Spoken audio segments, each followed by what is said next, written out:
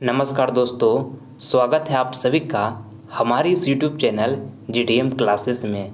दोस्तों, आज की इस वीडियो में सब्जेक्ट मैथ का मॉडल पेपर हम आपके लिए लेकर आए हैं, जो आपके फाइनल बोर्ड परीक्षा के लिए अति महत्वपूर्ण है। ठीक है, इस वीडियो का दोस्तों बहुत सा प्रश्न आपके फाइनल बोर्ड परीक्षा के पेपर में 100% दोस्तों हूबहू छप जाएगा, ये मेरा गारंटी है। इसलिए वीडियो को आप कंप्लीट देखिएगा, एक भी प्रश्न को आप स्किप नहीं कीजिएगा। ठीक है, इस वीडियो का एक एक प्रश्न को दोस्तों बेसिक को ध्यान रखते हुए काफ़ी सरल भाषा में मैं आपको समझाऊंगा कि एक बार में आपका माइंड में फिट हो जाएगा। ठीक है, बस आपको करना क्या है कि वीडियो को पूरी कंसंट्रेशन के साथ देखना है। ठीक है, तो आइए हम बिना टाइम वेस्ट किए हुए वीडियो को स्टार्ट करते हैं। आपके सामने पहला प्रश्न प्रस्तुत है, साइन 90 डिग्री माइनस ए किसके बराबर है। ऑप्शन ए में लिखा हुआ है tan ए, बी में लिखा हुआ है cos ए, सी में लिखा हुआ है sec ए और डी में लिखा हुआ है cot ए। दोस्तों एक फार्मूला होता है, देखिए आप इसको याद कर लीजिएगा कि sine 90 degree minus theta, sine 90 minus theta बराबर दोस्तों फार्मूला क्या होता है, तो cos थीटा होता है। ठीक है, और देखिए प्रश्न में आपसे क्या पूछा गया है कि साइन 90 डिग्री माइनस ए किसके बराबर है, यानी थीटा की जगह पर केवल यहाँ पे ए लिख दिया है, तो यहाँ पे कॉस ए हो जाएगा। ऑप्शन नंबर यहाँ पे बी जो होगा हमारा बिल्कुल राइट आंसर हो जाएगा। ठीक है, और साथ में एक फार्मूला और भी आप याद कर लीजिएगा कि cos 90 degree minus theta, cos 90 minus theta बराबर दोस्तों फार्मूला जो होता है क्या होता है, साइन थीटा होता है। दोनों का आपको याद रखना है कि sine 90 minus theta is equal to cos theta होता है और cos 90 minus theta is equal to sine theta होता है। ठीक है, आइए अगला प्रश्न हम देख लेते हैं। दूसरा नंबर, रैखिक बहुपद के शून्यंक की संख्या होती है। ऑप्शन ए में लिखा हुआ 1, बी में लिखा हुआ 2, सी में लिखा हुआ 3 और डी में लिखा है इनमें से कोई नहीं। तो देखिए प्रश्न में आपको बताना है दोस्तों कि रैखिक बहुपद के शून्यंक की संख्या होती है। देखिए रैखिक बहुपद के दोस्तों घात कितना होता है, 1 होता है, तो शून्यंक भी उसका 1 ही होगा। तो ऑप्शन नंबर यहाँ पे ए जो होगा हमारा बिल्कुल राइट आंसर हो जाएगा। ठीक है, आइए हम देखिए, अगर जो आपसे पूछेगा कि द्विघात बहुपद के शून्यंक की संख्या होती है, तो द्विघात बहुपद का दोस्तों जो हमारा पावर होता है वो कितना होता है, 2 होता है। द्विघात बहुपद का जो हमारा पावर होता है कितना, 2 होता है, तो उसका शून्यंक भी 2 ही होगा। और त्रिघात बहुपद का दोस्तों जो हमारा पावर होता है वो कितना होता है, 3 होता है, तो उसका शून्यंक भी दोस्तों कितना होगा, 3 ही होगा। ठीक है, ये आपको ध्यान में रखना है। ठीक, आइए अगला प्रश्न हम देख लेते हैं। अगला प्रश्न हमारा दोस्तों तीसरा नंबर है। ये प्रश्न में आपको यहाँ से बताना है कि 8, 7, 12, 15, 10, 9, 11 का माध्यिका होगी। इसमें आपको माध्यिका निकालना है दोस्तों। ठीक है, तो जब भी दोस्तों आपको यहाँ पे आंकड़ा इस तरह से दे देगा और आपको कहेगा कि माध्यिका निकालना है, तो जो आंकड़ा दिया हुआ रहेगा दोस्तों उसको आपको क्या करना है कि बढ़ते क्रम में उसको आपको दर्शा लेना है। ठीक है, तो यहाँ से हम बढ़ते क्रम में दर्शा लेते हैं। तब पहले कौन आएगा दोस्तों, 7 आएगा, और 7 के बाद कौन आएगा, 8 आएगा, 8 के बाद कौन आएगा, 9 आएगा, 9 के बाद कौन आएगा, 10 आएगा, 10 के बाद कौन आएगा, 11 आएगा, 11 के बाद कौन आएगा, 12 आएगा, और 12 के बाद कौन आएगा, 15 आएगा। ठीक है, इस तरह से जो आंकड़ा दिया हुआ रहेगा उसको हम बढ़ते क्रम में अरेंज कर लेंगे। ठीक है, और दोनों साइड से एक एक काटते चलेंगे, एक लेफ्ट से एक राइट से, दोनों साइड से एक को काटते चलेंगे। और बीच में देखिए जो बच जाएगा ना, वही हमारा क्या हो जाता है, माध्यिका हो जाता है। तो बीच में यहाँ पर कितना, 10 बच गया, तो यहाँ पे 10 हमारा जो होगा माध्यिका हो जाएगा। ठीक है, अब कभी कभी दोस्तों बीच में अगर जो 2 संख्या बच जाए, जैसे मान के लिए ए और बी, बीच में 2 संख्या अगर जो बच जाएगा तो दोनों को जोड़ लीजिएगा और बटा 2 कर दीजिएगा, तो ही हमारा माध्यिका हो जाता है। ठीक है, जब 2 को बचेगा तब, मगर यहाँ तो 1 ही बच रहा है, तो यहाँ पर जो हमारा 10 होगा बिल्कुल सही माध्यिका हो जाएगा। ठीक है, ऑप्शन नंबर ए बिल्कुल राइट है। आइए अगला प्रश्न हम देख लेते हैं। चौथा नंबर प्रश्न में पूछा गया आपसे कि यदि किसी घन के विकर्ण की लंबाई 6 × √3 सेंटीमीटर है तो इसके संपूर्ण पृष्ठ का क्षेत्रफल होगा। काफ़ी महत्वपूर्ण प्रश्न है दोस्तों आपके फाइनल बोर्ड परीक्षा के लिए। देखिए प्रश्न में क्या कहता है कि यदि किसी घन के विकर्ण की लंबाई 6 × √3 सेंटीमीटर है तो संपूर्ण पृष्ठ का क्षेत्रफल होगा। तो देखिए दोस्तों हमारा घन का जो विकर्ण बराबर फार्मूला होता है वो क्या होता है, तो √3 इंटू में भुजा होता है। भुजा को हम यहाँ से ए से मान लेते हैं, भुजा को हम यहाँ क्या मान लेंगे, ए। ठीक है, हमारा ये होता है दोस्तों घन का विकर्ण बराबर फार्मूला √3 इंटू में भुजा, तो भुजा को यहाँ पर क्या मान ली है ए। और देखिए हमको यहाँ पर विकर्ण की लंबाई दोस्तों घन का कितना दिया हुआ है 6 इंटू √3, तो इसके बराबर हम लिख लेंगे। अब देखिए यहाँ से देखिए √3 कैंसिल हो जाएगा, तो यहाँ से ए बराबर दोस्तों हमारा कितना आ जाएगा 6, यानी कि हमको भुजा बराबर यहाँ जो आ गया घन का भुजा आ गया दोस्तों कितना आ गया 6 आ गया। ठीक है, यहाँ तक कोई दिक्कत। अब देखिए आपसे क्या पूछा गया प्रश्न में, कहा कि इसके संपूर्ण पृष्ठ का क्षेत्रफल होगा, तो घन का दोस्तों संपूर्ण पृष्ठ का क्षेत्रफल का जो हमारा फार्मूला होता है वो क्या होता है 6 गुने भुजा स्क्वायर। भुजा को हम यहाँ पे ए से माने हैं तो यहाँ पे ए स्क्वायर लिख लेते हैं। ठीक है, ये फार्मूला आपको याद कर लेना अच्छे तरीके से कि घन का संपूर्ण पृष्ठ का क्षेत्रफल का जो फार्मूला होता है दोस्तों वो 6 गुने भुजा स्क्वायर होता है। ठीक है, यही हमको निकालना है, तो यहाँ पे 6 लिख लेंगे। और देखिए हमको भुजा कितना है 6 है, तो यहाँ पे 6 का स्क्वायर इस तरह से हम लिख देंगे। ठीक है, अब देखिए आगे यहाँ पे 6 लिख लेंगे, और स्क्वायर मतलब क्या है यानी कि 6 गुने 6 2 बार लिखना है। और यहाँ से देखिए 6 छक 36 और 36 छक कितना हो जाएगा 216 हो जाएगा। और यहाँ पे सेंटीमीटर स्क्वायर हो जाएगा दोस्तों। ठीक है, क्योंकि हम यहाँ पर क्षेत्रफल निकाल रहे हैं ना, क्षेत्रफल निकालते हैं तो यहाँ पे क्या हो जाता है स्क्वायर हो जाता है। ठीक है, तो देखिए ऑप्शन नंबर यहाँ पर बी में लिखा हुआ है 216 सेंटीमीटर स्क्वायर, जो कि हमारा बिल्कुल राइट आंसर हो जाएगा। आई होप ये प्रश्न आपको अच्छे तरीके से समझ में आ चुका होगा। आइए देख लेते हैं अगला प्रश्न हम 5वां नंबर। ये प्रश्न में आपको यहाँ से बताना है कि किसी वृत्त के व्यास के दोनों सिरों से खींची गई स्पर्श रेखा हमेशा होती है। ध्यान से ये प्रश्न को आपको समझना है दोस्तों। पहले देखिए आपको हम वृत्त बना लेते हैं। ये देखिए हमारा चमचमाता हुआ वृत्त आपके सामने प्रस्तुत कर दिए हैं। ठीक है, और क्या प्रश्न कहता है ध्यान से पढ़िएगा, कह रहा है किसी वृत्त के व्यास के दोनों सिरों से, पहले हम व्यास यहाँ से खींच लेते हैं। ये देखिए हमारा दोस्तों व्यास है, व्यास कर दोनों सिरों से खींची गई स्पर्श रेखा हमेशा होती है। तो यहाँ से आपको स्पर्श रेखा दोनों सिरों से दोस्तों स्पर्श रेखा खींचना है। ठीक है, इस तरह से आपको अच्छा तरह से यहाँ से स्पर्श रेखा खींच लेना है। और कह रहा है कि स्पर्श रेखा खींची गई हमेशा होती है, तो ये दोनों लाइन होगा दोस्तों, ये दोनों लाइन ये क्या होगा समांतर होगा। ऑप्शन नंबर यहाँ पर ए जो होगा हमारा बिल्कुल राइट आंसर हो जाएगा। ठीक है, ये आपको अच्छे तरीके से समझ लेना है। ठीक, आइए अगला प्रश्न हम देख लेते हैं 6ठा नंबर। दोस्तों इस वीडियो का सारा प्रश्न आपके फाइनल बोर्ड परीक्षा के लिए काफ़ी महत्वपूर्ण है। एक भी प्रश्न को आप स्किप ना करें, सारे प्रश्न को दोस्तों पूरी कॉन्सेप्ट हम आपको क्लियर कर देंगे।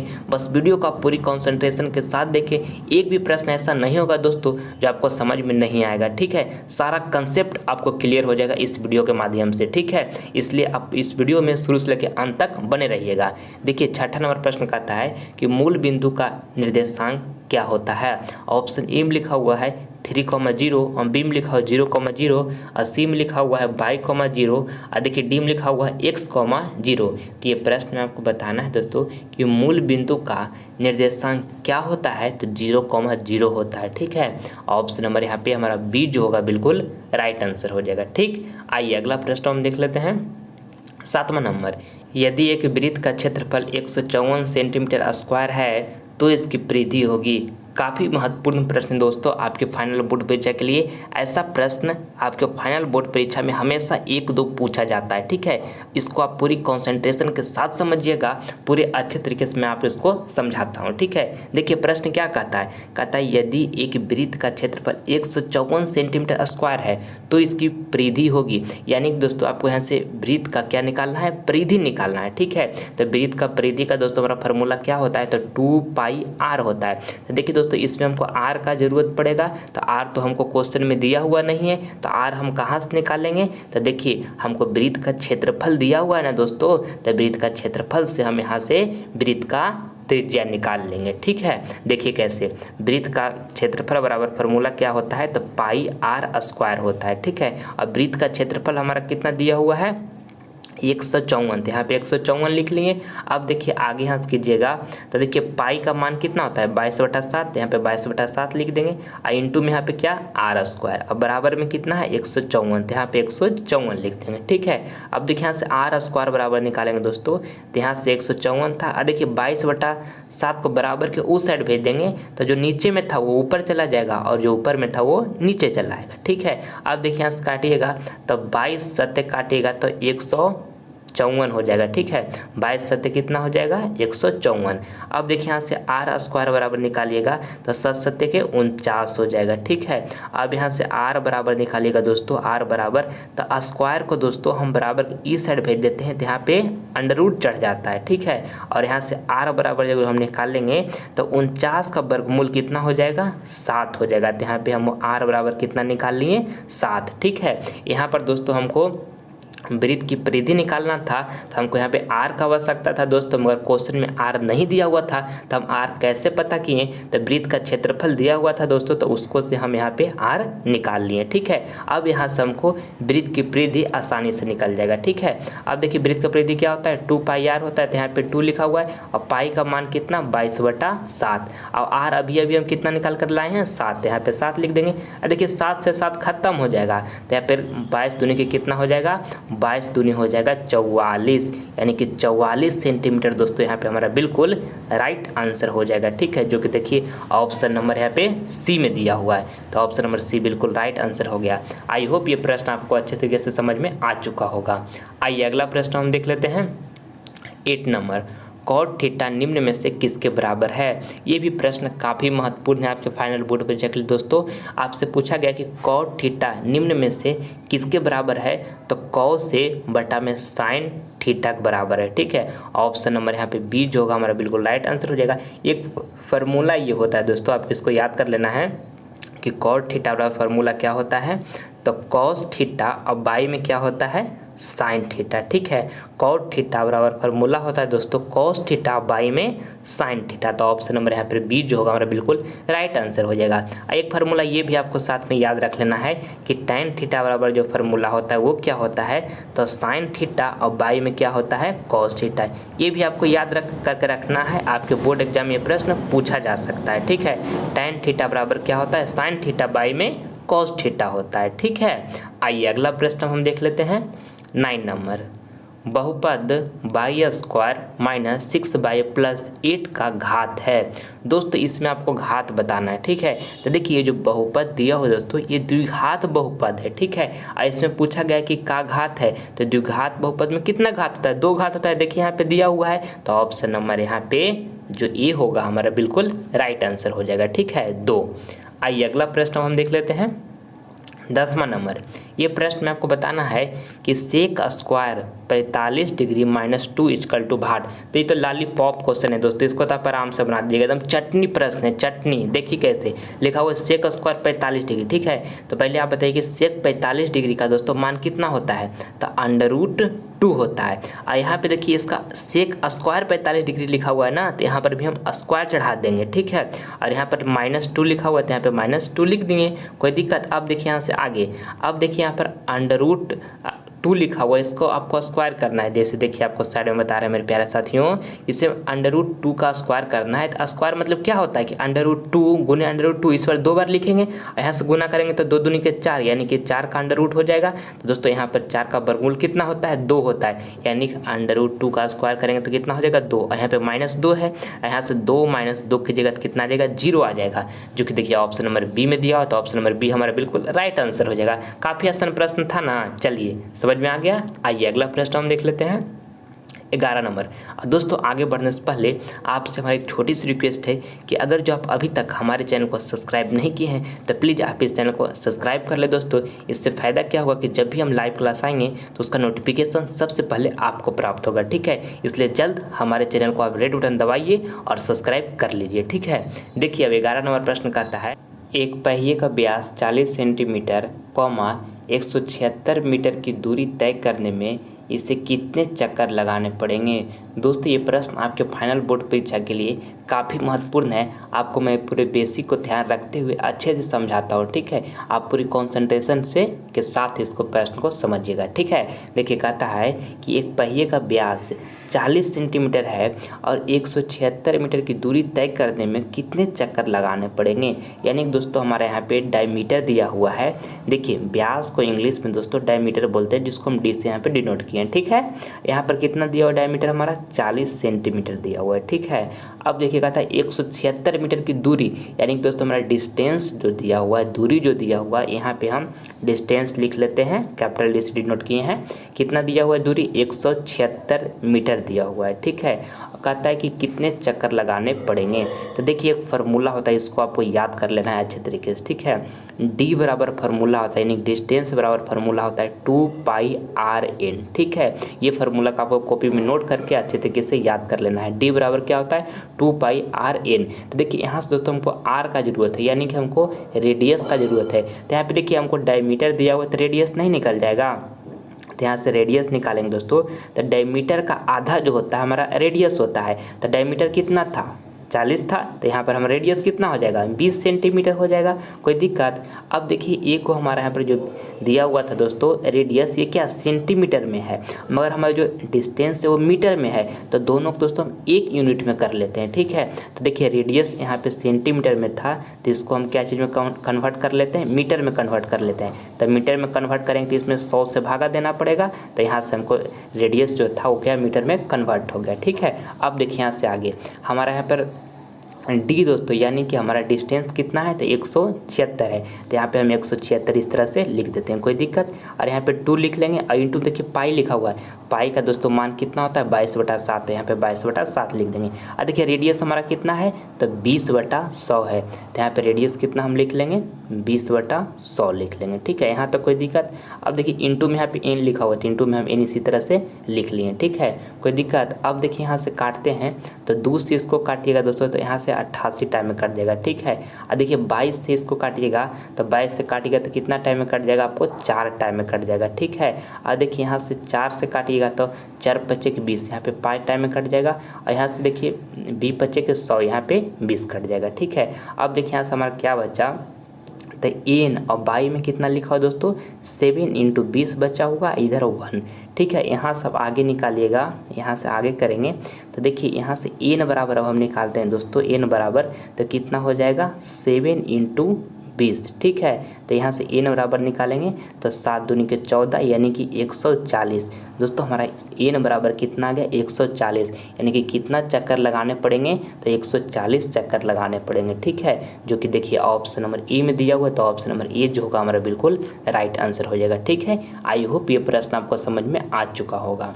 आइए अगला प्रश्न हम देख लेते हैं। 12 नंबर, 2 पासे एक साथ उछाले गए तो दोनों पर एक ही संख्या आने की प्रायिकता होगी। ये भी प्रश्न दोस्तों आपके फाइनल बोर्ड परीक्षा के लिए काफ़ी महत्वपूर्ण है। आपके बोर्ड एग्जाम में ये प्रश्न पूछा गया है। ठीक है, ध्यान से समझिएगा। देखिए कहता है कि 2 पासे एक साथ उछाले गए तो दोनों पासे पर एक ही संख्या आने की प्रायिकता होगी। देखिए दोस्तों एक फार्मूला होता है हमारा, ठीक है, इसको आपको याद कर लेना है। प्रोबेबिलिटी ऑफ इवेंट बराबर फार्मूला होता है। ठीक है, पी बराबर फार्मूला होता है, क्या होता है, तो NE और बटे में क्या होता है, NS होता है। ठीक है, इसको आपको याद कर लेना है। ठीक है, कहता है 2 पासे मतलब हुआ दोस्तों, जैसे हम लूडो खेलते हैं ना, तो उसमें जो गोटी होता है छक्का, उसी को हम पासे बोलते हैं। ठीक है, तो 2 पासे को एक साथ उछाला गया, यानी कि 2 पासे दोस्तों आप उछाले हैं, तो हमारा से यहाँ पर NS कितना हो जाएगा, 6×6=36। 2 पासा उछाले हैं तो 6×6=36 हो जाएगा ना, यानी कि NS जो हमारा यहाँ से हो जाएगा दोस्तों। देखिए प्रोबेबिलिटी ऑफ इवेंट बराबर लिखते हैं, यहाँ से NS हमको पता चल गया कि कितना हो जाएगा, 36 हो जाएगा। अब आते हैं आगे क्वेश्चन में, कहता है कि 2 पासे एक साथ उछाले गए तो दोनों पर एक ही संख्या आने की प्रायिकता होगी। जब 2 पासा आप उछालते हैं दोस्तों, तो दोनों पर एक ही संख्या आने की प्रायिकता क्या होगा, तो मान लीजिए 2 पासा आप एक साथ उछाले तो दोनों पासा पर 1 आ सकता है, या तो दोनों पासा पर 2 आ सकता है, या तो 3 आ सकता है, या तो 4 आ सकता है, या तो 5 आ सकता है, या तो 6 आ सकता है। ठीक है, यानी कि दोस्तों 2 पासा को हम उछालेंगे तो दोनों पर एक ही संख्या आने का जो प्रायिकता होगा दोस्तों, उसका घटना हमारा कितना होगा, 6 घटना होगा। तो यहाँ पे हमारा एन ई जो हुआ दोस्तों 6 हो गया। ठीक है, समझे इस बात को कि जब हम दो पासक दोस्तों एक साथ उछालते हैं तो दोनों पर एक ही संख्या आने का जो घटना हुआ दोस्तों, कितना घटना होगा, 6 घटना होगा। तो यहाँ पर हमारा एन ई जो हुआ कितना हुआ, 6 होगा। ठीक है, अब देखिए यहाँ से काटिएगा तो 6 छक 36 कट जाएगा। यानी कि दोस्तों हमारा यहाँ से प्रोबेबिलिटी ऑफ इवेंट बराबर कितना आ गया, 1/6 आ गया। ठीक है, जो कि देखिए ऑप्शन नंबर सी में दिया हुआ है, तो ऑप्शन नंबर सी यहाँ पर हमारा बिल्कुल राइट आंसर हो जाएगा। ठीक है, आई होप ये प्रश्न आपको अच्छे तरीके से समझ में आ चुका होगा। आइए अगला प्रश्न हम देखते हैं, 13 नंबर। ये प्रश्न में आपको यहाँ से बताना है दोस्तों कि AP 3,7,11,15 डॉट डॉट डॉट है, तो A और D निकालें। देखिए आपको यहाँ से A निकालना, A मतलब हुआ दोस्तों प्रथम पद और D मतलब हुआ दोस्तों सार्वंतर, जिसको हम इंग्लिश में बोलते हैं कॉमन डिफरेंस, उसको D से डिनोट किया गया है। ठीक है, तो देखिए आपको प्रथम पद यहाँ से निकालना है। तो देखिए हमारा ये 3 जो लिखा है दोस्तों, ये हमारा प्रथम पद है। तो यहाँ से हमको A बराबर तो पता चल गया कि हमारा कितना है, 3 है। अब आपको D निकालना है, तो D बराबर दोस्तों फार्मूला होता है, कहने का मतलब कॉमन डिफरेंस बराबर सार्वंतर बराबर दोस्तों फार्मूला जो होता है दूसरा पद माइनस पहला पद होता है। ठीक है, तो यहाँ से D बराबर निकालते हैं। तो दूसरा पद देखिए हमारा कितना, 7 जो लिखा है दोस्तों, हमारा दूसरा पद है, तो दूसरा पद लिख देंगे। अब माइनस पहला पद, तो पहला पद कितना है, 3 है, तो यहाँ पे 3 लिख देंगे। और D बराबर निकालिएगा तो 7 - 3 की जगह कितना आ जाएगा, 4। यानी दोस्तों हमारा A बराबर कितना आ गया, 3 और D बराबर कितना आ गया, 4, जो कि देखिए ऑप्शन नंबर D में दिया हुआ, A बराबर 3 और D बराबर 4। तो ऑप्शन नंबर D यहाँ पर हमारा बिल्कुल राइट आंसर हो गया। ठीक है, आइए अगला प्रश्न हम देखते हैं, 14 नंबर। कहा है कि 96 का अभाज्य गुणनखंड क्या होगा। देखिए दोस्तों आपको यहाँ से 96 का अभाज्य गुणनखंड निकालना है। ठीक है, तो कैसे निकलेगा देखिए आपको बताते हैं। यहाँ पे 96, तो कितना टाइम पर लगाएंगे, 2 से लगाएंगे, तो 2 से लगाएंगे तो यहाँ पर क्या हो जाएगा, 48 हो जाएगा। ठीक है, फिर से यहाँ से दोस्तों हम कितना से लगाएंगे, 2 से लगाएंगे, 2 से लगाएंगे तो यहाँ पर कितना हो जाएगा, 24 हो जाएगा। फिर से कितना से लगाएंगे, 2 से, तो यहाँ पर कितना हो जाएगा, 12। और फिर से हम 2 से लगाएंगे तो यहाँ पर कितना हो जाएगा, 6 हो जाएगा। और अगर कितना से लगेगा, फिर 2 से लगेगा तो 2 तिया के 6 हो जाएगा। ठीक है, यानी कि दोस्तों यहाँ से हमारा क्या आ गया, 2 × 2 × 2 और फिर 2 है, और इसके बाद 2 कितना 2 है, 5 गो 2 है। ठीक है, इसके बाद इंटू में कितना है, 3। यानी कि दोस्तों हमारे यहाँ पे 2 की संख्या कितना है, 5। तो यहाँ पे 2 के पावर हम कितना कर देंगे, 5, इंटू में यहाँ पे लिख देंगे 3। ये दोस्तों हमारा 96 का अभाज्य गुणनखंड निकल गया, जो कि देखिए ऑप्शन नंबर यहाँ पे सी में दिया हुआ है। तो ऑप्शन नंबर सी जो होगा हमारा बिल्कुल राइट आंसर हो जाएगा। ठीक है, आइए अगला प्रश्न हम देख लेते हैं, 15 नंबर। और दोस्तों इससे पहले वाला अगर जो हमारा आप मैथ का वीडियो नहीं देखे हैं तो आप हमारे डिस्क्रिप्शन में जाइए, वहाँ पे आपको लिंक मिल जाएगा। उसमें दोस्तों हम सब्जेक्टिव क्वेश्चन को भी पूरे अच्छे तरीके से उसमें हम बताए हैं, और ऑब्जेक्टिव क्वेश्चन भी आपको पूरे अच्छे तरीके से उसमें समझाया गया है। ठीक है, अगर जो वीडियो आप नहीं देखें तो आप हमारे डिस्क्रिप्शन में जाइए, वहाँ पर लिंक मिल जाएगा। वो अगर जो वीडियो आप देखते हैं तो आपके बोर्ड एग्जाम के लिए काफ़ी महत्वपूर्ण साबित होगा दोस्तों। ठीक है, सारे प्रश्न को पूरे बेसिक को ध्यान रखते हुए उसमें हम डिस्कस किए हैं। ठीक है, इसलिए एक बार आप उसे जरूर देखें, आपको उससे काफ़ी मदद मिलेगा। देखिए 15 नंबर प्रश्न कहता है कि बिंदु x, y, की दूरी मूल बिंदु से है। देखिए यहाँ पे दोस्तों जब आपको एक बिंदु दे देगा, ठीक है, और कहेगा दूरी मूल बिंदु से है, तो इसका एक फार्मूला होता है x² प्लस में होता है y², x² प्लस में y² का अंडर रूट। ये दोस्तों फार्मूला होता है हमारा, अगर एक बिंदु दे देगा और दूरी पूछेगा मूल बिंदु से तब। तो देखिए ऑप्शन नंबर यहाँ पर बी में लिखा हुआ है अंडर रूट x² प्लस में y², जो कि ऑप्शन नंबर बी हमारे यहाँ पर बिल्कुल राइट आंसर हो जाएगा। इसको आपको अच्छे तरीके से याद कर लेना है। ठीक है, आइए अगला प्रश्न हम देखते हैं, 16 नंबर। 2 पासों को एक साथ फेंका जाता है तो पासों पर 5 आने की प्रायिकता होगी। ये भी प्रश्न आपके बोर्ड एग्जाम के लिए दोस्तों ललन टॉप है। ठीक है, ध्यान से समझिएगा। फिर से पहले हम फार्मूला लिखते हैं, प्रोबेबिलिटी ऑफ इवेंट बराबर दोस्तों फार्मूला क्या होता है, तो प्रोबेबिलिटी ऑफ इवेंट बराबर फार्मूला होता है हमारा NE, और बटे में क्या होता है, NS होता है। ठीक है, इस तरह से लिख लिए। अब क्या कहता है क्वेश्चन, अब क्वेश्चन में आते हैं, कहता है 2 पासों को एक साथ फेंका जाता है। 2 पासा दोस्तों फिर से एक साथ फेंका जा रहा है, यानी कि दोस्तों हमारा यहाँ से NS जो होगा कितना हो जाएगा, 6 × 36, क्योंकि 2 पासा को फेंका जा रहा है ना, तो यहाँ से PE यानी प्रोबेबिलिटी ऑफ इवेंट लिखेंगे और बराबर यहाँ से हमको ANS पता चल गया कि कितना है 36 है। ठीक है, पासा मतलब दोस्तों जो आप लूडो खेलते हैं उसका जो गोटी होता है छक्का, उसी को हम पासा बोलते हैं। ठीक है, तो 2 पासों को एक साथ फेंका जाता है तो हमारा यहाँ से ANS कितना हो गया 36, 6 छक 36। अब कहता है कि दोनों पासों पर अंक 5 आने की प्रायिकता होगी। तो दोस्तों जब 2 पासा को आप फेंके हैं तो दोनों पासों पर 5 अंक आने का प्रायिकता क्या होगा, तो एक ही बार ना दोनों पासा पर 5 आ सकता है। तो यानी कि हमारा जो यहाँ पे दोनों पासों पर अंक 5 आने की जो घटना होगा दोस्तों कितना होगा 1 होगा। ठीक है, यानी कि हमको प्रोबेबिलिटी ऑफ इवेंट बराबर यहाँ से हमारा कितना निकल गया 1/36, जो कि देखिए ऑप्शन नंबर यहाँ पर बी में दिया हुआ, तो ऑप्शन नंबर बी हमारा बिल्कुल राइट आंसर हो जाएगा। ठीक है, आइए अगला प्रश्न हम देख लेते हैं 17 नंबर।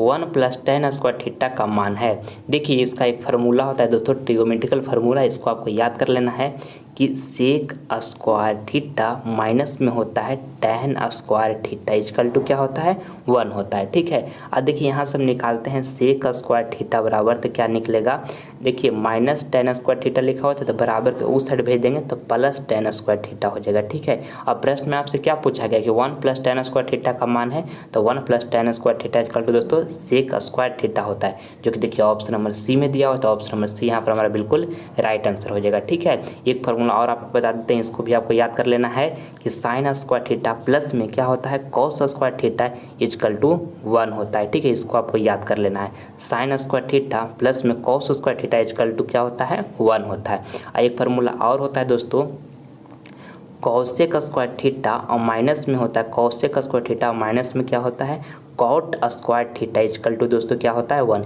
ये भी फार्मूला आपको याद कर लेना। ठीक है, कॉसेक स्क्वायर थीटा माइनस में cot square theta equal to 1 होता है। ठीक, आइए अगला प्रश्न हम देख लेते हैं 18 नंबर। कहा है कि A = B × Q + R में यदि B जो है 25 और Q 12 और R 13 तो A = 62। तो देखिए यहाँ पे दोस्तों आपको दे दिया गया है A बराबर क्या दिया हुआ है B × Q, B इंटू में लिखा हुआ Q प्लस में लिखा हुआ R, और यहाँ पे देखिए B का भी हमको मान दिया हुआ है, Q का भी दिया हुआ, R का भी दिया हुआ, A का यहाँ से आपसे पूछा गया तो नहीं निकल जाएगा। देखिए ये बराबर निकालते हैं तो B का कितना दिया हुआ दोस्तों 25, तो यहाँ पे 25 लिख देंगे। Q कितना दिया हुआ है, Q दोस्तों हमारा 12 दिया हुआ है, यहाँ पे 12 लिख देंगे, और प्लस R कितना दिया हुआ 13, तो यहाँ पे 13 लिख देंगे। अब A बराबर यहाँ से निकालेंगे तो 25 × 12 कीजिएगा दोस्तों तो कितना आ जाएगा 300 आ जाएगा। ठीक है, और देखिए प्लस में यहाँ पे 13, पहले आपको गुना करना है, ये आपको ध्यान में रखना है। ठीक है, और देखिए यहाँ से A बराबर निकालेंगे तो 300 प्लस में 13 करेंगे तो कितना हो जाएगा 313 हो जाएगा। तो देखिए A बराबर हमको कितना गया 313, जो कि देखिए ऑप्शन नंबर सी में है। तो ऑप्शन नंबर सी यहाँ पर हमारा बिल्कुल राइट आंसर हो गया। ठीक है, आइए अगला प्रश्न हम देख लेते हैं 19 नंबर। इसमें कहता है कि अनिश्चित घटना का प्रायिकता कितनी होती है। ऑप्शन ए में लिखा हुआ 0, बी में लिखा हुआ 1 और सी में लिखा हुआ 2 और डी में लिखा हुआ 5। तो ये प्रश्न में आपको यहाँ से बताना है दोस्तों कि अनिश्चित घटना का प्रायिकता कितनी होती है, तो 0 होती है। ठीक है, ये आपको याद कर लेना है कि अनिश्चित घटना की जो प्रायिकता होती है कितनी होती है, तो 0 होती है। ठीक है, और जब आपसे प्रश्न में पूछे बोर्ड एग्जाम में दोस्तों कि निश्चित घटना का प्रायिकता कितनी होती है, तो निश्चित घटना का प्रायिकता दोस्तों 1 होता है। ठीक है, ये आपको याद कर लेना है। ठीक, आइए अगला प्रश्न हम देख लेते हैं 20 नंबर। ये हमारा लास्ट प्रश्न है दोस्तों, इसमें आपको बताना है कि 1 + 2 + 3 + ... n बराबर है। ये प्रश्न काफ़ी महत्वपूर्ण है आपके फाइनल बोर्ड परीक्षा के लिए। ठीक है, इसको आपको अच्छे तरीके से याद कर लेना है दोस्तों। यहाँ पर आपको बताना है 1 + 2 + 3 + ... n बराबर है, यानी कि आपको प्राकृत संख्याओं का योग बराबर फार्मूला बताना है। तो फार्मूला क्या होता है दोस्तों, प्राकृतिक संख्याओं का योग बराबर तो n × n + 1 में 2 होता है। ठीक है, जो कि ऑप्शन नंबर बी में देखिए दिया हुआ है, तो ऑप्शन नंबर बी हमारा बिल्कुल राइट आंसर हो जाएगा। ठीक है, आइए दोस्तों अगला प्रश्न जो है आपका HW का प्रश्न है। ठीक है, ये आपको होमवर्क में दिया जा रहा है, इसका जवाब जो है आपको कमेंट बॉक्स में देना है, जो ऑप्शन आपको सही लगेगा चारों में से। ठीक है, प्रश्न कहता है कि किसी निश्चित घटना की प्रायिकता निम्न में से कौन होगी। ऑप्शन ए में लिखा हुआ 4, बी में लिखा हुआ 0 और सी में लिखा हुआ -1 और डी में लिखा हुआ 1। जो ऑप्शन आपको सही लगे दोस्तों उसका जवाब आप हमारे कमेंट बॉक्स में जरूर दीजिएगा, आपका कमेंट का हम प्रतीक्षा करेंगे। ठीक है, मैं उम्मीद करता हूँ हूँ कि वीडियो आपको पसंद आया होगा, तब प्लीज़ आपसे लाइक करें, अपने दोस्तों में शेयर करें, और आप हमारे चैनल पर नए हैं तो आप इसे सब्सक्राइब कर लें ताकि आने वाला वीडियो का नोटिफिकेशन सबसे पहले आपको मिले। मन लगाकर पढ़ाई करते रहिए दोस्तों। मिलते हैं हम आपसे अगले वीडियो में, तब तक के लिए जय हिंद जय भारत।